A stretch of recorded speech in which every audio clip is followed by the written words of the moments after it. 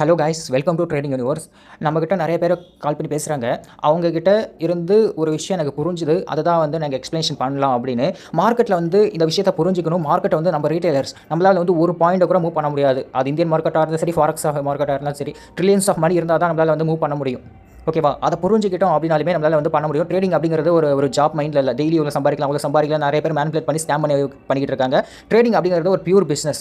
அதை புரிஞ்சிக்கணும். இப்போ ஒரு ஹோட்டல் பிஸ்னஸ் இல்லை, ஒரு பேக்கரி இல்லை, ஒரு பானிபூரிக்காரனா கூட அதுக்குன்னு தனியாக இன்வெஸ்ட்மெண்ட் இருக்குது, அதுக்குன்னு தனி ரிஸ்க் இருக்குது. ஓகேவா? ஒரு ஹோட்டல் பிஸ்னஸ்னால் அன்றைக்கு கூட அந்த பொருள்லாம் சேல்ஸ், அவங்க செஞ்சு வச்சலாம் சேல்ஸ் ஆகலாம், அவங்களுக்கு ரிஸ்க் தான். ஸோ அவங்களால ரிஸ்க் இருக்கிற அளவுக்கு தான் அவங்களுக்கு எவ்வளோ இதாகுமோ, சேல்ஸ் ஆகுமோ, அதுக்கேற்ற ரிஸ்க் எடுப்பாங்க. ட்ரேடிங்கில் நம்மளால் எவ்வளோ லாஸ் அக்செப்ட் பண்ண முடியுமோ அவ்வளோ தான் ரிஸ்க் எடுக்கணும். அதுதான் உங்கள் கேபிட்டலாக இருக்கணும். உங்கள் கேபிட்டல் கேட்ட ரிஸ்க் தான் எடுக்கணும். நான் 10 லட்சம் வச்சு ட்ரேட் பண்ணுறேன் அப்படின்னா உங்களுக்கு அந்த 10 லட்சங்கிறது ஒரு சின்ன விஷயமா இருந்தால் ஓகே.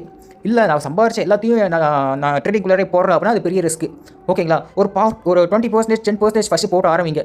அதுக்கப்புறம் ப்ராஃபிட் வர நீங்கள் அப்படியே காம்பவுண்டிங் மாதிரி பண்ணிக்கலாம். புரியுதுங்களா? 10,000 வச்சு ஸ்டார்ட் பண்ணிங்கன்னா அது 20,000 மாறுது அப்படின்னா நெக்ஸ்ட் நீங்கள் லாஸ் சைஸ் இன்க்ரீஸ் பண்ணிக்கலாம் அப்படின்னு சொல்ல வரேன். எல்லா ட்ரேடுமே நம்ம இருக்கிறது ப்ராஃபிட் மட்டும் வராது, நம்ம இருக்கிற எல்லா ட்ரேடுமே லாஸ் மட்டும் வராது. இப்போ நீங்கள் ஒரு ஸ்ட்ராட்டஜி ஃபாலோ பண்ணுவீங்க, நான் ஒரு ஸ்ட்ராட்டஜி ஃபாலோ பண்ணுறேன் அப்படின்னா ஏதாச்சும் ஒன்று ப்ராஃபிட் நீங்கள் பை பண்ணிருக்கலாம், நான் செல் பண்ணிடலாம். ஏதாச்சும் ஒன்று டேரக்ட் கொடுக்க போது, ஏதோ லாஸ் கொடுக்க போகுது. பட் ஓவராலாக நான் கன்சிஸ்டன்டாக ஸ்ட்ராட்டஜி ஃபாலோ பண்ணுறேன், எனக்கு லாஸ் ஆகுது, நெக்ஸ்ட் இன்னொரு லாஸ் ஆகுது, பட் நெக்ஸ்ட் ப்ராஃபிட் கொடுக்குது அப்படின்னா அதை மேனேஜ் பண்ணி நான் ப்ராஃபிட்டபிளாக இருக்கணும் அப்படிங்கிறது அங்கே முக்கியம். லாஸ் ஆகுது, நம்ம ஓவர் ட்ரேட் பண்ணி ரிவெஞ்ச் ட்ரேட் பண்ணி அக்கௌண்ட் பிரீச் பண்ணக்கூடாது.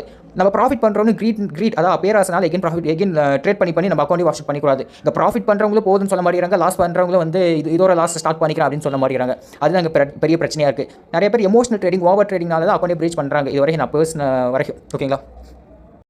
ஸோ ட்ரேடிங் அப்படிங்கிறது ஒரு கம்ப்ளீட் பியூர் பிஸ்னஸ்னு புரிஞ்சுக்கிட்டு பண்ணுறோம் அப்படின்னா நம்ம அந்த ரிஸ்க்கை கரெக்டாக மேனேஜ் பண்ணிட்டு பண்ணுறங்கிறப்ப சக்ஸஸ் பண்ணலாம். ஒரு ட்ரேட் எடுக்கிறதுக்கு முன்னாடி இதான் என்ட்ரி, இதான் டார்கெட், இதான் ஸ்டாப் லாஸ் அப்படின்னு முடிவு பண்ணணும். என்ன லாஸ் சிஸ்டம் முடிவு பண்ணிட்டு பண்ணுறங்கிறப்ப சக்ஸஸ் பண்ணலாம். ஓகேங்க, தேங்க்ஸ் ஃபார் வாட்சிங். இந்த வீடியோ பார்த்தீங்கன்னா ஜஸ்ட் வந்து ஒரு எஜுகேஷன் பர்பஸ்க்கான வீடியோ தான். நான் வந்து செபி ரெஜிஸ்டர்ட் அட்வைசர் கிடையாது, ஃபினான்ஷியல் அட்வைசரும் கிடையாது. ட்ரேடிங்கில் ரிஸ்க் இருக்குது. So own research and analyse பண்ணி பண்ணுங்கள். தேங்க்ஸ் ஃபார் வாட்சிங்.